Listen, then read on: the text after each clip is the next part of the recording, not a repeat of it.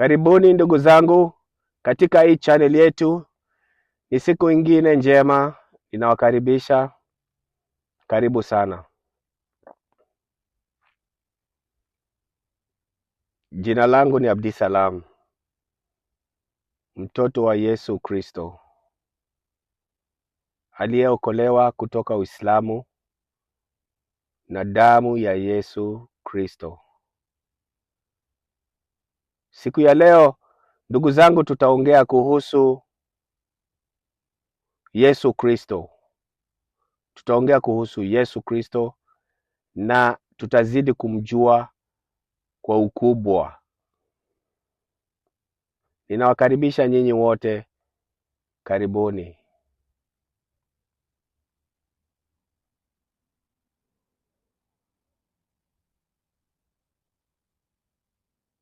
Siku ya leo ni siku njema ndugu zangu, tutaongea kuhusu uungu wa Yesu Kristo kutoka Biblia yote. Biblia ya kale na Biblia the Old Testament and the New Testament.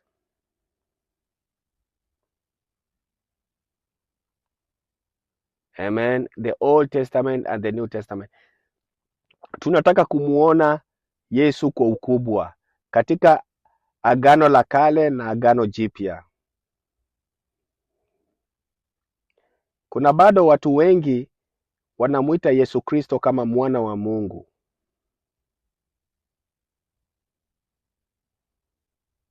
Lakini leo tutaangalia kuhusu mambo ambayo Yesu yanaweza jifunua umjue kwa ukubwa, kuwa yeye ndio Mungu pekee wa mbinguni.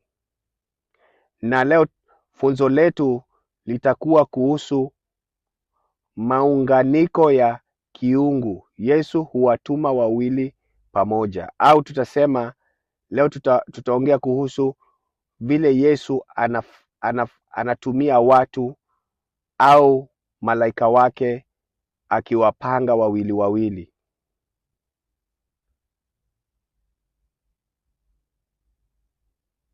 So Yesu Kristo ni Mungu wa maunganiko, ama the God of connections. Anaweka watu into pairs, ama anashikanisha watu wawili wawili. Yeye ana ubaguzi ikikuja kwa watu au kwa malaika.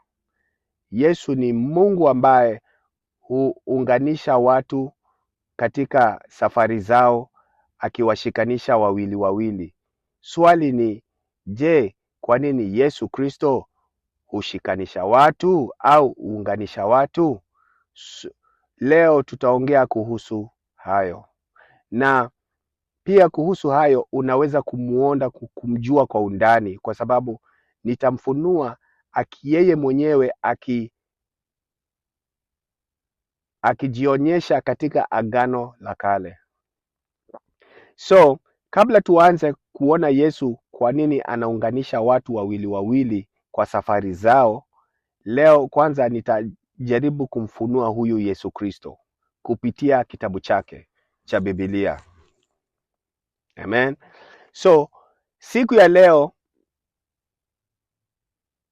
tumjue kwanza Yesu Kristo. Je, yeye ni Mungu peke yake? Na kama ni Mungu peke yake, wacha tuone ni dalili gani ambazo zinaonyesha katika Biblia kwa yeye tu ndio Mungu ambaye aliumba kila kitu. Mungu ambaye aliumba dunia, ni Mungu ambaye aliumba miti, watu, wanyama, kila kitu. Aliumba pia, tunaweza sema sun and moon kwa kizungu, lakini aliumba jua. Kila kitu ambacho unakiona na macho yako, Biblia inasema kuwa ni Yesu Kristo alikiumba. Sasa tukianza kwa kitabu cha Yohana sura ya 1 mstari wa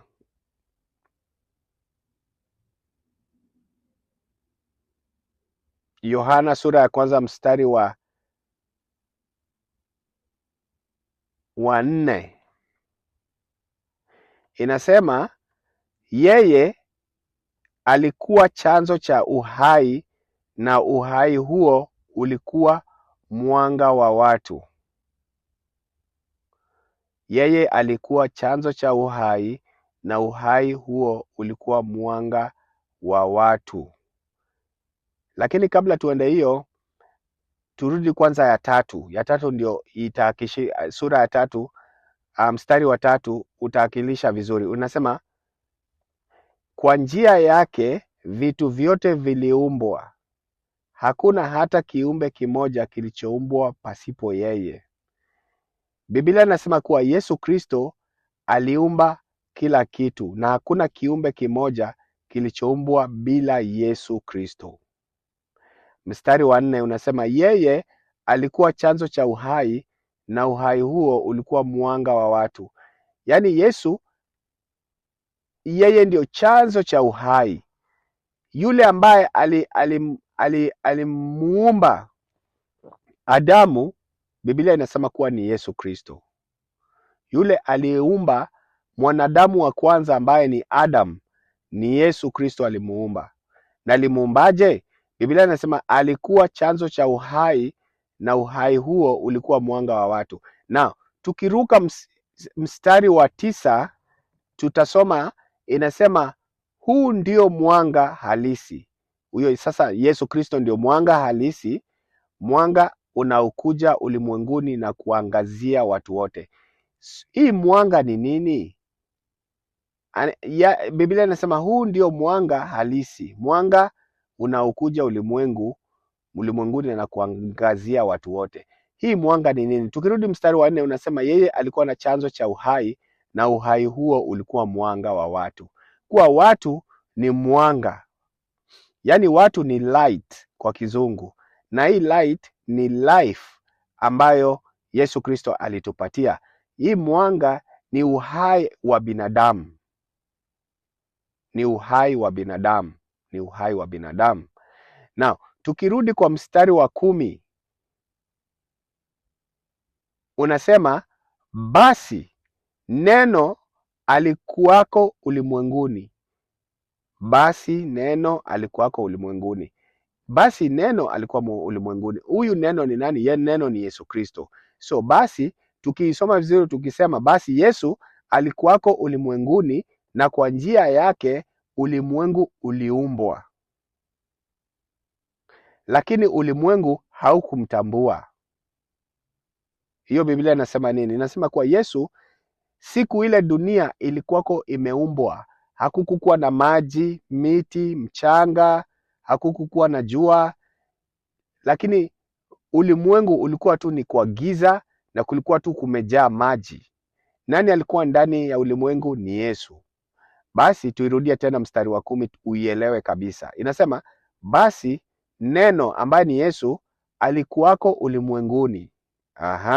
So hiyo inamaanisha alikuwa ndani ya ulimwengu na ulimwengu haukukuwa na kitu chochote ndani. Tukiendelea tena, na kwa njia yake ulimwengu uliumbwa. Inamaanisha kuwa Yesu aliita mti ikakuwa, aliita jua ikakuwa, aliita mvua ikakuwa, aliita mchanga ukakuwa, aliita binadamu kutoka kwa udongo ikakuwa. Hivyo ndio Biblia inasema. Inasema basi, tukirudi mstari wa 10, basi neno alikuwako ulimwengu. Okay, Yesu alikuwa ndani ya ulimwengu na kwa njia yake ulimwengu uliumbwa. Okay, Yesu alikuwa ndani ya ulimwengu na ulimwengu uliumbwa na yeye. Alafu tukiendelea, lakini ulimwengu haukumtambua. Inamaanisha hii mstari yote, Mungu ambaye ni Yesu Kristo alikuwa ndani ya dunia, akaumba mpaka Adamu, lakini watu wale ambao aliwaumba hawakukuwa wakijua kuwa yeye ndio Mungu. Kwa nini? Kwa sababu hakukuwa anaongea na binadamu, alikuwa anaongea na watu tu moja moja. Kwa sababu kwa mfano aliongea na Adam, akakuja tukaona kwa Biblia akiongea na Abraham, akiongea na Noah, akiongea na watoto wa Abraham, na akikuja akiongea na Musa. Lakini dunia ilikuwa kuna watu wengi sana, mamilioni na mabilioni, lakini hao watu wakukuwa wakijua kuwa Yesu ni Mungu ambaye aliumba dunia. Hivyo ndio Biblia inasema. Tukirudi tena, Biblia inasema lakini ulimwengu haukumtambua. Ungeenda zamani, siku ya Farao, uambie watu Yesu Kristo ndio ametengeneza hii dunia, watu watakataa, watakwambia mimi sijui Yesu Kristo ni nani, mimi sijui Bwana ni nani. Hiyo siku alikuwa kitu wa Bwana. Hata saa hii ukienda India, ukienda hata China na mabilioni za watu, ukiambia watu hata sasa kuwa Yesu ndio Mungu peke yake na yeye ndio aliumba dunia, watu wanakataa. Wanasema hapana, huyo tu ni mtume. Waislamu wanasema yeye ni mtume, lakini yeye, Biblia inasema ndio aliumba dunia, na hata watu wa dunia bado wamtambui kuwa yeye ndio Mungu. Amen. Lakini ulimwengu haukumtambua. Mstari wa 11.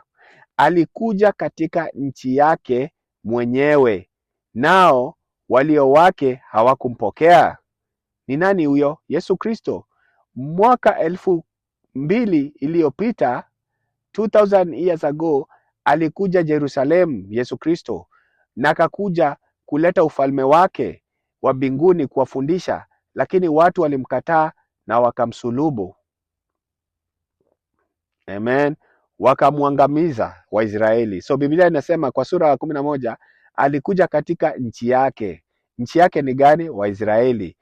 Alikuja katika nchi yake mwenyewe, nao walio wake ambao ni Waisraeli hawakumpokea, walimkataa na wakamweka kwa miti na wakampiga msumari na wakamuua. Tukienda mstari wa 10, lakini wale waliompokea, wale waliomwamini, aliwapa uwezo wa kuwa watoto wa Mungu. Hao ni nani? Hao ni wale watoto wake 12, wale ambao walikuwa disciple wake, mitume zake, wale walimuitikia wa 12, na kuna wamama pia walimuitikia. Hao aliwafanya kuwa watoto wa Mungu. Kwa nini? Aliwapatia salvation. Kwa kizungu inaitwa salvation, ama kwa Kiswahili tutasema aliwabatiza kwa jina lake. Mstari wa 13, ambao walizaliwa si kwa maumbile ya kibinadamu wala kwa nguvu za kimwili wala mapenzi ya mtu bali kutokana na Mungu mwenyewe. Inatumaanisha sisi tulimuitikia. Sisi Wayahudi walimkataa, lakini sisi tulikuja tukamuitikia. Sisi ametuweka watoto wake. Lakini kutoka mstari wa 10, Biblia inakwambia Yesu alikuwa ndani ya dunia na akatengeneza kila kitu ndani ya dunia, akaumba mpaka mwanadamu, na Biblia inasema hakuna watu walikuwa wakijua kuwa yeye ndio Mungu, na akakuja kutembea kwa watoto wake Wayahudi, na Wayahudi walimkataa, wakamsulubu, wakamwangamiza katika msalaba. Amen. Uhai. Yesu alitupatia uhai. Kuna uhai mbili ambayo Yesu alitupatia. Uhai wa kwanza ni kuishi ndani ya duniani. Amen. Uhai wa kwanza ni kuishi ndani ya dunia, ya kuwewe ndio uweze kuona, wewe uweze kukula, wewe uweze kufikiria, wewe uweze kutembea, wewe uweze kuongea. Hiyo ni uhai wa kwanza. He gave you life. Na hii uhai ni ile ambayo alipatia Adam. Tukienda kwa Mwanzo mstari wa 2, sura ya 2 na mstari wa 7, unasema hivi: basi Mwenyezi Mungu akamfanya mwanamume kwa mavumbi ya udongo, akampulizia puani pumzi ya uhai, na huyo mwanamume akawa kiumbe hai. Umesikia? Hiyo ni pumzi ya kwanza. Alipatia mwanadamu uhai, uhai wa kutembea, uhai wa kuongea, na hiyo uhai ni Yesu Kristo alikupatia. Mungu alitupatia uhai wa kwanza. The first life ni ya kuishi ndani ya dunia. Na uhai wa pili ambayo alitupatia tunaiona kwa Yohana mstari wa 20 kutoka sura ya 20 kutoka mstari wa 19. Amen. Yohana sura ya 20 mstari wa 19 unatufunulia mambo mengi kuhusu uhai wa pili. Now, mstari wa 19, hii ni siku ile kuwa Yesu ashasulubiwa msalabani, akakuja akaenda siku 3 Jehenamu, akatoka akarudi kutembelea wanafunzi wake ambao walikuwako ndani ya nyumba wanahuzunika. Sasa tukisoma mstari wa 19 unasema, ilikuwa jioni ya siku hiyo ya Jumapili, wanafunzi walikuwa wamekutana pamoja ndani ya nyumba na milango ilikuwa imefungwa kwa sababu walioogopa viongozi wa Wayahudi. Basi Yesu akaja akasimama kati yao akawaambia, amani kwenu. Mstari wa 20, alipokwisha sema hayo akawaonesha mikono yake na ubavu wake. Basi hao wanafunzi wakafurahi mno kumuona Bwana. Mstari wa 21, Yesu akawaambia tena, amani kwenu, kama vile Baba alivyonituma mimi, nami nawatuma nyinyi. Mstari wa 22, alipokwisha sema hayo akawapulizia na kuambia, pokeeni Roho Mtakatifu. Pokeeni Roho Mtakatifu. Alifanya nini? Aliwapulizia nini? Roho Mtakatifu ndani yao. Hiyo ndio uhai wa pili. Uhai wa kwanza, Yesu alipulizia uhai ndani ya mwanadamu ambaye anaitwa Adam. Na sasa akakuja kwa wanafunzi wake akawapulizia mara ya pili. Na hii uhai ambaye aliwapatia ilikuwa ni uhai wa Roho Mtakatifu ndani yao. Hii uhai alitupulizia ni uhai wa kuishi uzima wa milele. Lazima uitikie, ukitaka kwenda mbinguni lazima uitikie Yesu Kristo, naye Yesu atakupatia Roho Mtakatifu, na hiyo ndio uhai wa pili.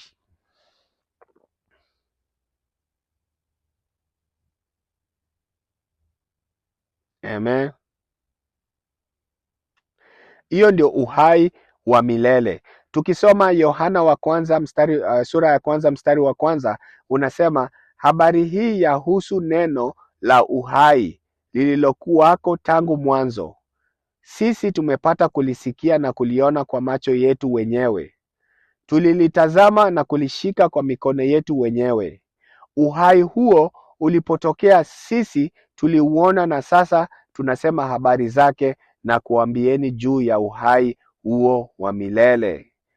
Hiyo uhai huo wa milele ni Yesu Kristo ambaye alijitokeza kwa wanafunzi wake akawapulizia uhai, na huo uhai wa milele ambaye ni Roho Mtakatifu ndani yetu ni chanzo chetu sasa ambacho tumepata nafasi, tukikufa tunapata uzima wa milele kupitia Yesu Kristo. Amen. Kwa nini nimewaambia mambo ya Yesu Kristo leo? Nimewajulisha mambo ya Yesu Kristo kuwaonyesha kuwa Mungu ni Yesu Kristo ambaye aliupuliza uhai ndani ya Adamu na akarudi kuifanya vile vile kwa agano la kale na agano la jipya. Alikuja akafanya vile vile, akapuliza uhai kwa wanafunzi wake, wakapata uhai wa uzima wa milele. Ni yule Mungu aliyetengeneza udongo na akapuliza, ni yule Mungu ambaye alipuliza uhai kwa sisi watoto wake na tukamuitikia, na ametupa uzima wa milele.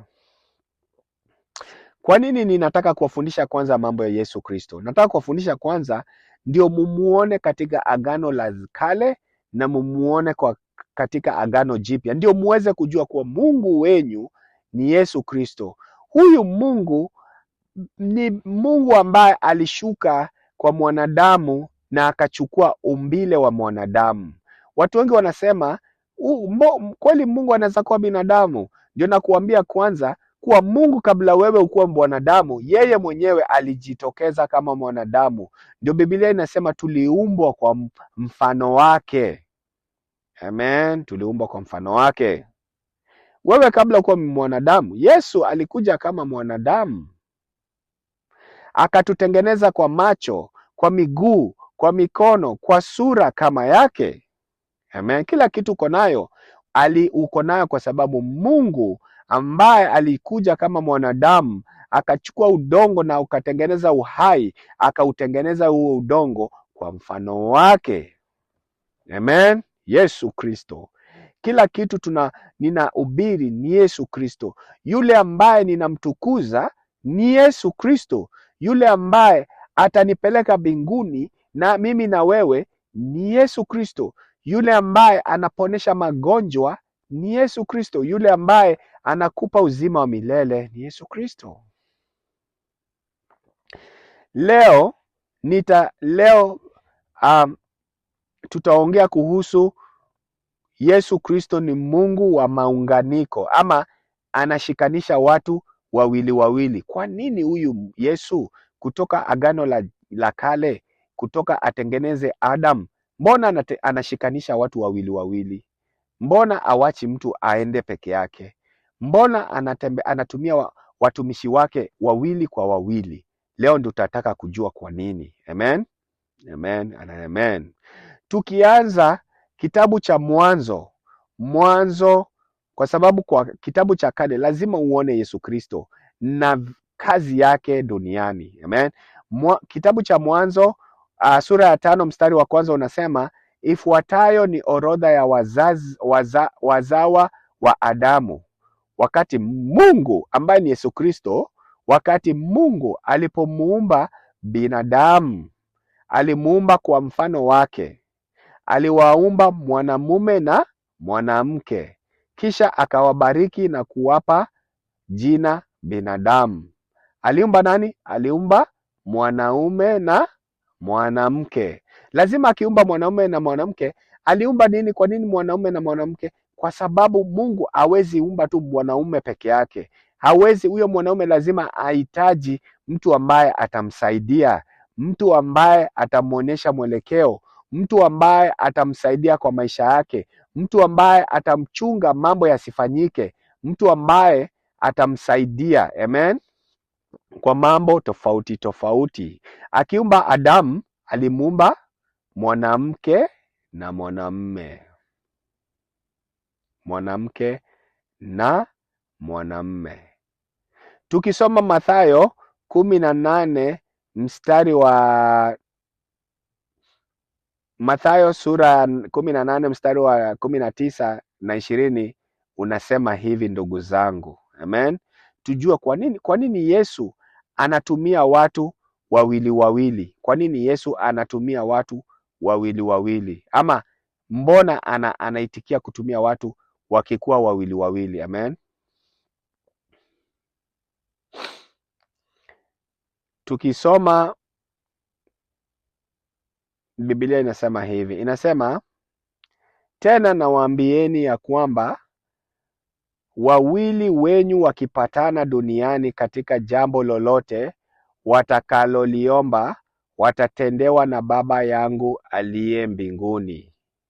Narudia tena nawaambia ya kwamba wawili wenyu wakipatana duniani katika jambo lolote watakaloliomba, watatendewa na Baba yangu aliye mbinguni. Yesu anasema watu wawili wakishikana pamoja kwa maombi na waombe, na kuna chanzo chochote wanataka kuomba, Mungu atalifanya, kwa sababu ni watu wawili wamepatana pamoja, ama kuna agreement. Unasikia kwa kizungu inasema agreement. Kwa sababu kwa maana walipo wawili au watatu wamekusanyika kwa jina lake, nami Yesu atakuwa katikati yao. Kwa nini Biblia inasema kuwa watu wawili wakikuwa pamoja na wa agree ama wapatane pamoja, Mungu atafanya tendo ambalo wamekiombea. Amen. Kwa nini Mungu anashikanisha wawili? Mungu anashikanisha wawili kwa sababu ya agano, kupatanika, ama kuna agano ya watu wawili, agreement. Amen. Watu wawili wakiagree ama wakipatana, Mungu lazima atatenda. Kwa mfano, kuna kitu naweza wapatia ndio muelewe. Kuna saa zingine Mungu ananiletea watu ninawaombea, na nikiwaombea sisi wawili, ninawaombeaga kwanza, naambia Mungu uwepo wake ushuke kwa huyo mtu ambaye ninamuombea, kwa sababu sisi wote agree ama tumepatana kwa jina lake. Na Mungu sana sana nikiombea mtu na nimuombe uwepo wake umshukia huyo mtu, unapata uwepo wa Mungu unamshukia. Kwa nini? Kwa sababu sisi wawili tumepatana pamoja kwa jina lake. Amen. Kwa jina la Yesu Kristo. Kwa nini Yesu? Tunaona kwa kitabu la Agano la Kale, tunaona Yesu alikuwa anashikanisha mitume zake wawili. Kwa mfano, alikuwa anashikanisha Elisha na Elijah. Unapata tena pia anashikanisha Musa na Joshua. Lazima Mungu akitaka anajua kuna mmoja atatoka na huyu mwingine ataendelea kazi ambayo huyu mtu wa kwanza ambaye alikuwa akiwatumia nyinyi wawili ni kama chanzo cha kuwafundisha. Ndio mmoja akienda, huyu mwingine akibaki, unapata anakuwa na mafunzo. Amen. Inakuwa ni kama mafunzo. Elijah alipoacha Elisha aendelee na kazi ya Mungu, Elisha kupitia Elijah aliweza kuendelea kazi ya Mungu. Yaani inafanya, kwa mfano neno inafanya watu hatima yao ionekane, ikuwe sawa. Hatima ni destiny kwa kizungu. Hatima yao, yani Mungu anashikanisha watu wawili kwa sababu ya hatima. Amen. Destiny ya mtu mmoja. Anaweza kuleta wewe na pastor, akuweke chini ya pastor, na huyu mtumishi utakaa chini yake kwa muda fulani, na utaelewa ni nini Mungu amekuita kwa sababu fulani, na katika hiyo Mungu anakutengeneza chini ya huyo mtumishi, na baadaye akikutoa chini ya huyo mtumishi, hatima yako imekuwa imetengenezeka. Sasa wewe Mungu akikutumia kwa pahali pengine, amesha kufundisha kupitia huyo mtumishi mwingine. Alifundisha Elisha kupitia Elijah. Alifundisha Joshua kupitia Musa. Mungu upatanisha watu wawili ndio hatima ya mtu iweze kukua sawa.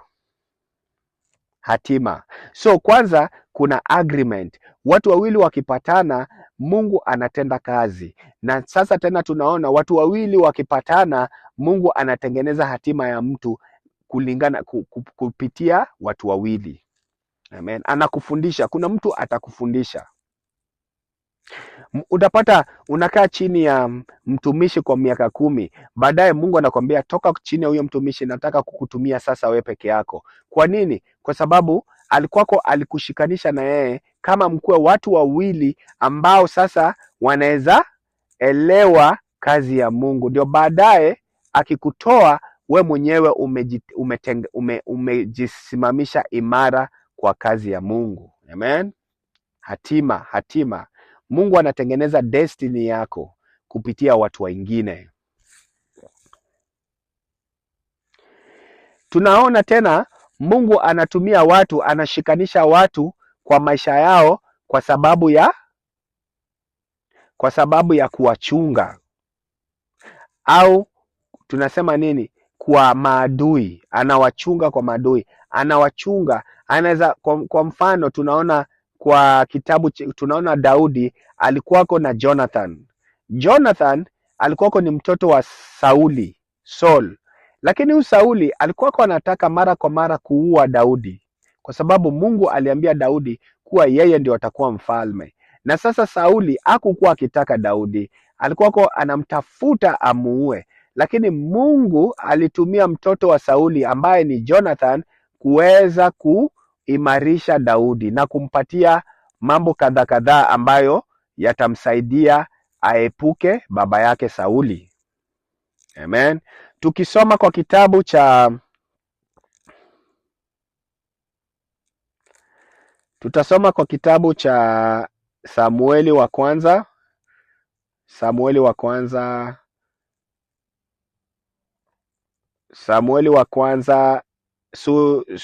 sura 23 mstari wa 17.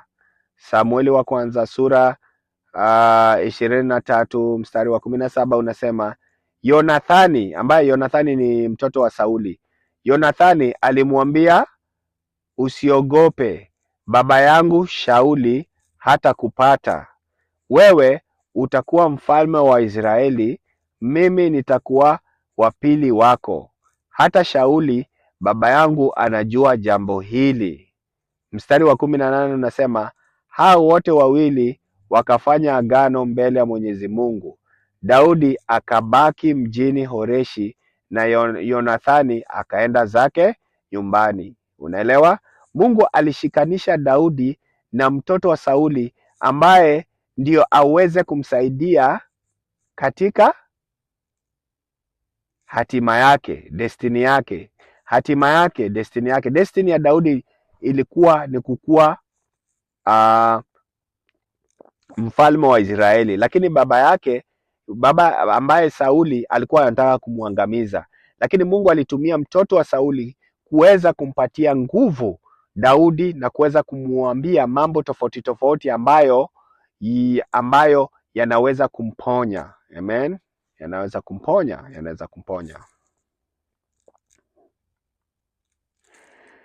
Ndugu zangu, tukisoma Mhubiri sura ya 4 mstari wa 9 unasema hivi. Mhubiri ama kwa kizungu tunaita Ecclesiastes. Mhubiri sura ya 4 mstari wa 9 unasema hivi. Ni afadhali kuwa wawili kuliko mtu kuwa peke yake, kwa sababu wawili watapata tuzo la kazi yao. Ikijatokea mmoja akaanguka, huyo mwenzake atamuinua. Lakini ole wake aliye peke yake, akianguka, huyo hatakuwa na mtu wa kumuinua. Hali kadhalika wawili wakilala pamoja watapata joto, lakini mtu akiwa peke yake atajipatia joto. Mstari wa 12, mtu akiwa peke yake aweza kushindwa na adui, lakini wakiwa wawili watamkabili na kumshinda adui. Amen. Watu wawili wakishikana pamoja wanakuanga na nguvu fulani, wanakuanga na nguvu sana, wanakuanga na nguvu, wanaweza piga watu sana, wanaweza shinda vita, wanaweza piga adui wake. Mtu mmoja anaweza shindwa kupiga adui wake, lakini akiongezeka kuwa wawili, huyo adui anaweza shindwa. Amen. Tukisoma Kumbukumbu la Sheria sura 32 mstari wa 30 unasema, mtu mmoja anawezaje kuwashinda watu 1,000? Au watu wawili wanawezaje kuwashinda watu 10,000 na 10,000? Biblia inasema mtu mmoja anaweza shinda 1,000, lakini wakishikana wawili wanaweza shinda watu 10,000. Amen, 10,000. Kwa nini Yesu anashikanisha watu wawili pamoja? Anashikanisha watu wawili pamoja ndio waweze kukuwa na nguvu kwa maadui zao. Watu wawili wakiomba pamoja wanakuanga na nguvu sana kuliko mtu mmoja akiomba peke yake. Amen. Watu wawili wakiomba pamoja wanakuanga na nguvu sana kuliko watu wawili. Amen. Ndio unaona katika kitabu cha Agano Jipya, sasa tuone Yesu akitumia watu wawili. Kwa Agano Jipya tunaona kwa kitabu cha Luka mstari wa sura 22 mstari wa 7 unasema, basi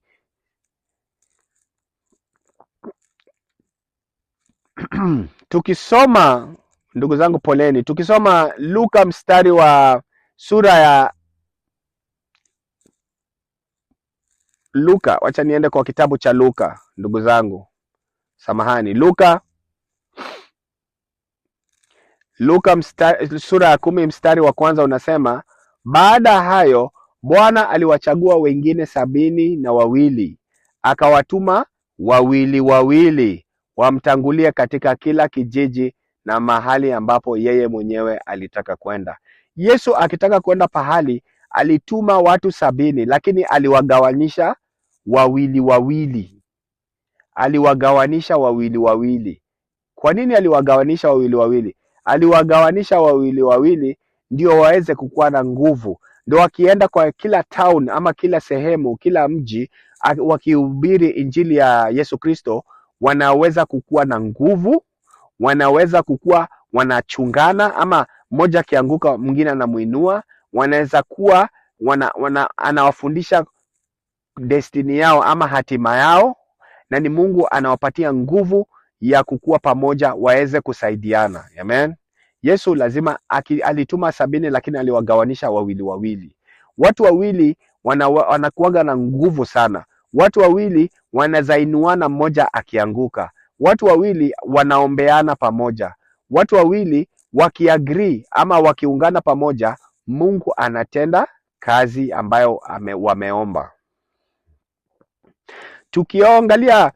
Tukiangalia kwa undani kwa watu wawili ambao Mungu alikuwa anawatumia sana pamoja, ni Yohana na Petero. John and Peter, Yohana na Petero. Kabla Mungu awaachilie waende kufanya kazi ya injili pamoja, yeye akikuwa nao pamoja, alikuwa anawatuma sana sana hao wawili. Alikuwa anawashika pamoja mikono, anawatuma hao wawili. Tukiangalia Luka sura ya 22 mstari wa 7 unasema, basi siku ya mikate isiyotiwa chachu ikafika. Hiyo ndiyo siku ambayo mwanakondoo wa Pasaka huchinjwa. Hivyo Yesu akawatuma Petero na Yohana, akawaambia, nendeni mkatuandalie karamu ili tupate kula Pasaka. Nao wakamuuliza, unataka? So tunaona kuwa Petero na Yohana walikuwa wanatumwa na Yesu pahali popote. Kama ni wawili wamekuwa pamoja, anawatuma waende wafanye kazi. Aliwatuma waende wamtafutie pahali ambapo yeye ataenda kukula Pasaka. Aliwatuma nani? Aliwatuma wawili. Alituma Petero na Yohana. Lakini sasa baadaye Mungu aliporudi mbinguni, aliwapatia injili, na ulikuta hao wawili walikuwa wanaenda pamoja wawili. Kwa kitabu cha Matendo sura ya 3 tunaiona huo.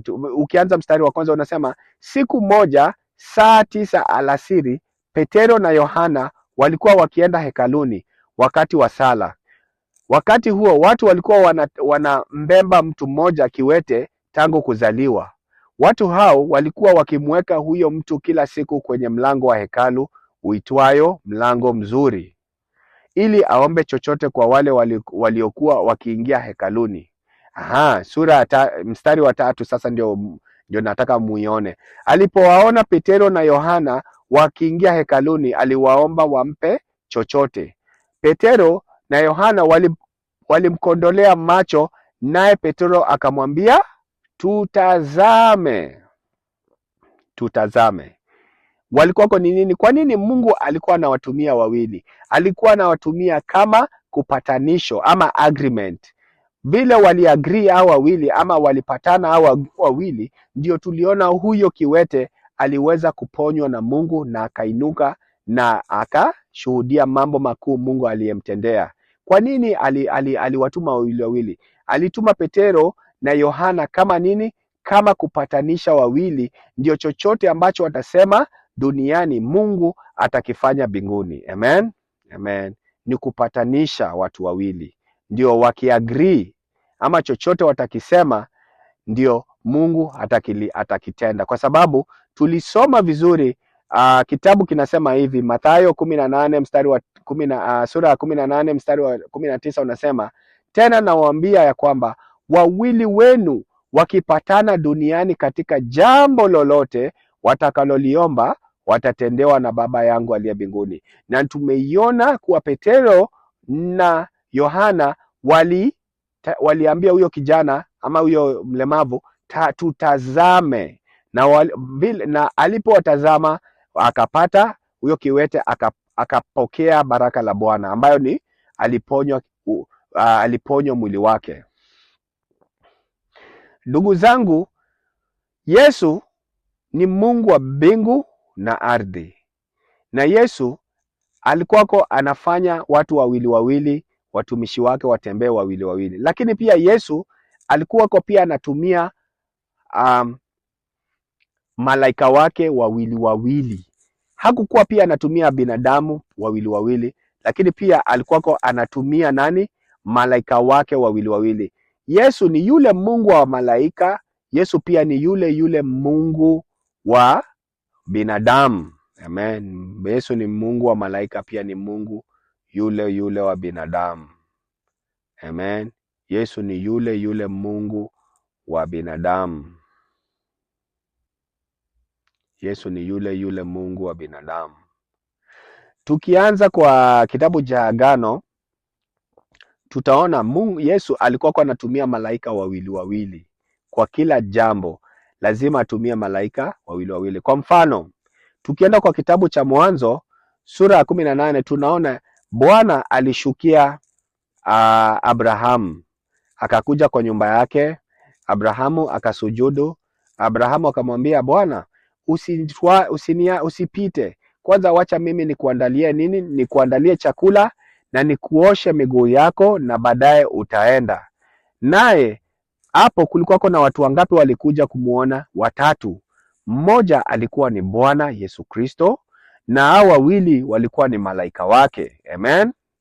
Yesu alitembelea Abrahamu na akakuja kumtembelea kwa nyumba lake na akakula chakula lake, na baadaye akatuma malaika wake 2 kuenda kuangamiza Sodom na Gomora. Now, tukienda kwa hiyo sura ya 19, Mwanzo sura ya 19, ambapo tunaona Bwana ambapo aliamuru wa malaika wake 2 waende kuangamiza Sodom na Gomora. Tukisoma mstari wa 1 unasema, wale malaika 2 wakawasili mjini Sodomu jioni. Loti ambaye alikuwa ameketi penye lango la mji wa Sodoma alipowaona, aliinuka na kuwalaki. Amen. Mungu akitaka pia kutumia malaika wake anawapelekaga 2. Huyo Yesu ni yule Mungu wa Agano Jipya na yule Mungu wa Agano la Kale. Ni Mungu wa mbingu na duniani. Biblia yote ni Biblia ya Yesu Kristo. Akitumia watu, anatumia watumishi wake, anatumiaga watumishi wake 2 na pia anatumia malaika wake 2 kufanya jambo fulani. Na kwa sasa hapa tunaona alitumia malaika wake 2 kuenda kuangamiza Sodomu na Gomora. Now, tukitaka kujua huyu Yesu ni yule, tunaweza angalia tena kwa kitabu cha Luka sura 24 kwa mstari wa 1. Amen. Hapa inaonyesha kuwa Yesu alikufa. Walimsulubu katika msalaba, wakachukua mwili wake, wakaingiza mwili wake ndani ya tutasema kama shimo ama kaburi. Lakini Mungu aliweka malaika 2 hapo wachunge hiyo kaburi. Amen. Walikuwa aliweka malaika wake 2 wachunge kaburi. Na ni nani aliweka? Ni Yesu Kristo. Wacha tuisome. Luka mstari wa 24, sura ya 24 mstari wa 1 unasema, Jumapili alfajiri na mapema wale wanawake walikwenda kaburini wakichukua yale manukato waliotayarisha. Walikuta lile jiwe limevingirishwa mbali na kaburi. Mstari wa 3, walipoingia ndani hawakuona mwili wa Bwana Yesu. Mstari wa 4, walipokuwa bado wanashangaa juu ya jambo hilo, mara watu 2 waliovaa mavazi yenye kung'aa sana wakasimama karibu nao. Amen. Yesu alituma malaika wake 2 kuchunga kaburi lake. Yesu alituma hao malaika 2 kuchunga kaburi lake. Yesu alituma hao malaika 2 kuchunga kaburi lake. Yesu anatumia kwa Danieli. Tukiona Danieli, siku ile Danieli aliomba siku 21, tunaona Gabrieli alikuja kumpatia jambo ama kumpatia neno kwa Danieli. Lakini kuna kitu ilifanyika. Gabrieli alishikwa na ufalme wa giza. Amen. Lakini nani alimtoa? Tunaona kuwa Mikaeli ambaye ni malaika wa Mungu alishuka na kwenda kumtoa. Kwa nini Mungu anatumiaga watu 2, malaika 2? Mmoja alikuwa ametumwa, lakini huyo mwingine alitumwa kwenda kumuondoa Gabrieli kwa kwa popote ambapo alikuwa amefungwa nao malaika wa giza. Amen. Mungu anatumiaga malaika wawili. Kwa nini? Malaika wawili pia kupigana vita, malaika pia wawili kwa nini? Kusaidiana saa ya shida. Amen. Kusaidiana saa ya shida. Now, tukitaka kuangalia mengi tutaenda kwa Matendo. Tukiangalia tena, wacha tuende kwa Matendo ya kwanza, sura ya kwanza mstari wa 8, tutaona pia Yesu akitumia malaika wawili. Amen.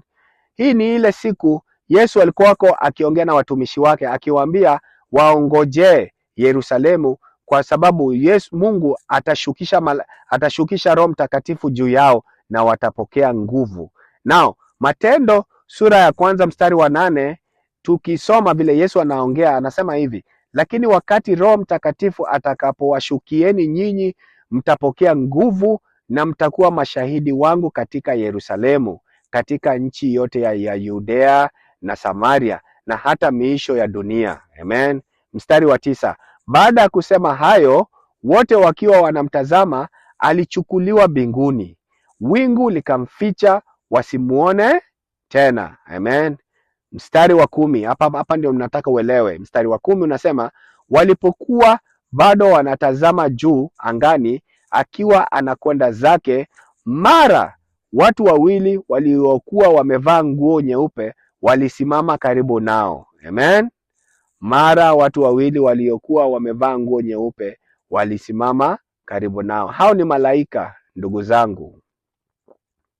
Mungu ambaye Yesu Kristo kwa kitabu cha Agano na kitabu cha Kale anawatumia malaika wake kila saa wawili. Kwa Agano la Kale alitumia malaika wawili kwenda kuharibu Sodom na Gomora, na alitumia malaika wake wawili ambaye ni Gabrieli na Mikaeli kufanya kazi yake, kusaidia kufanya kazi yao, ndio ambaye Gabrieli akuje kuongea na Danieli. Na tukiona kwa Agano Jipya aliweka malaika wawili karibu na kaburi ambalo alikuwa ndani, na pia tukaona wakati Bwana anarudi mbinguni aliweka malaika wake wawili kuongea na watumishi wake.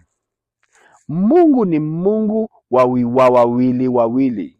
Amen. Mungu ni yule Mungu ambaye anatumia watu wawili. Kwa nini Mungu Yesu Kristo daima aliwatuma watumishi wake kwa wawili? Yesu hakuwatuma wanafunzi peke yao, pia alituma malaika. Lakini kwa nini anawatuma wawili? Kwanza ni kwa sababu ya ulinzi. Wawili hutoa kifuniko. Kwanza ni kwa sababu ya ulinzi. Pili ni kwa sababu ya nguvu. Tatu ni kwa sababu ya ushuhuda. Amen. Kwa sababu ya ushuhuda. Kwa sababu ya ushuhuda. Amen. Kwa sababu ya ushuhuda. Kwa sababu ya ushuhuda. Amen. Kwa sababu ya ushuhuda. Ni kushuhudia matendo makuu ya Bwana kwa sababu ya ushuhuda wake. Amen. Kwa sababu ya ushuhuda. Ni kwa sababu pia ya kutengeneza hatima yao, destiny, ya kutengeneza hatima. Vile Musa alimuacha Joshua aliendelea na destiny yake ama hatima yake ilikuwako imeshakuwa ashajua ni nini anafaa kufanya, kwa sababu alikuwako amefundishwa chini ya mamlaka ya Musa. Pia Elisha alikuwa chini ya mamlaka ya Eliya, na aliweza kujua hatima yake vizuri. Amen. Hatima yake vizuri. So Mungu anatutumia wawili kwa kututengeneza, kutuinua. Tunaweza omba pamoja na Mungu atatekeleza jambo letu, na pia tukikuwa wawili tunakuwa na nguvu, tukikuwa wawili tunaweza kuwa tunashinda, na tukikuwa wawili pia mmoja akianguka mwingine anaweza kuinua. Amen. Amen. Amen. Amen.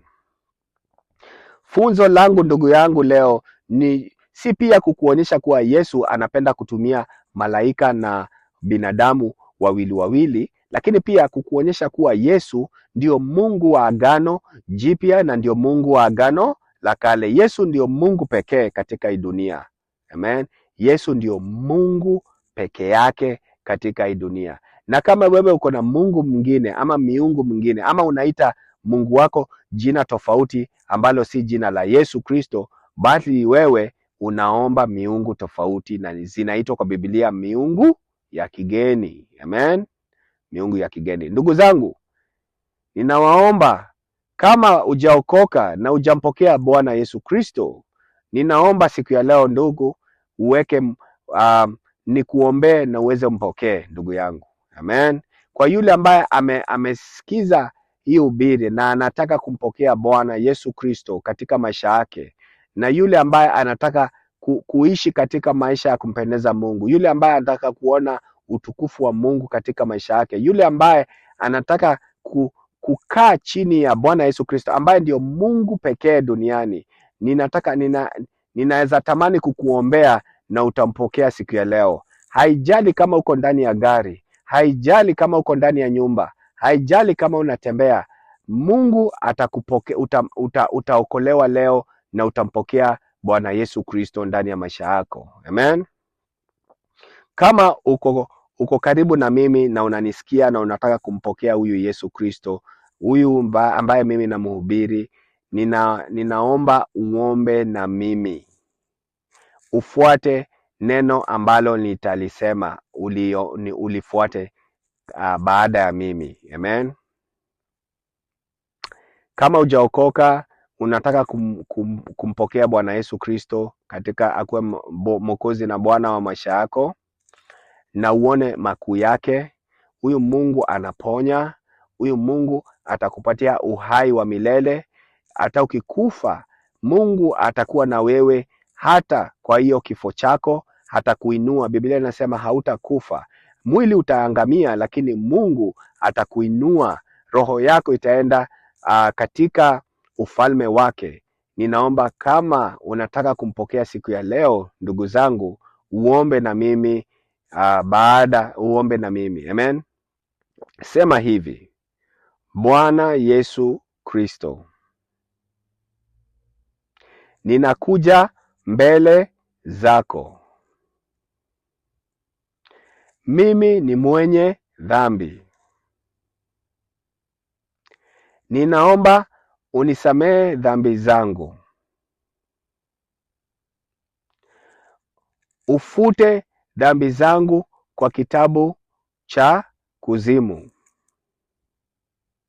Uniandike kwa kitabu chako cha uhai.